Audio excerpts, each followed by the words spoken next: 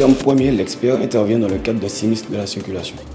Donc il intervient à la demande soit d'un assureur, d'un particulier ou à la rigueur d'entreprises de location de véhicules ou toute autre personne ayant besoin d'un expert automobile. Alors le but de l'expert, en premier lieu, il va identifier le véhicule. Donc identifier le véhicule, c'est-à-dire voir que le véhicule qui a été demandé d'expertiser correspond bien à celui qui est inscrit au contrat d'assurance. Le deuxième travail de l'expert, c'est d'imputer le dommage. Donc on a une déclaration de sinistre et son rôle est d'imputer le dommage en fonction du sinistre déclaré. Donc dire ce qui est déclaré correspond bien à ce que je constate sur le véhicule. Et le troisième rôle de l'expert est de déterminer contradictoirement avec le réparateur la méthodologie de réparation à mettre en place pour remettre le véhicule dans les circonstances qu'il était avant le sinistre. Donc dans un premier lieu, l'expertise s'effectue sur les dommages apparents sans démontage.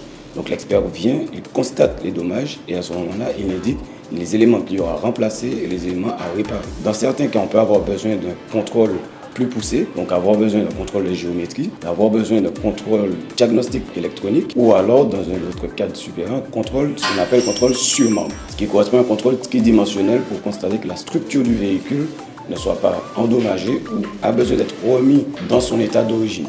La mission de l'expert se termine une fois que le véhicule a été remis en état par le carrossier, que la réparation a été validée, la facture validée par l'expert. Et à ce moment-là, l'expert transmet son rapport d'expertise à l'assureur qui derrière se charge d'indemniser son assuré et d'effectuer les recours qu'il y aura à appliquer dans le dossier.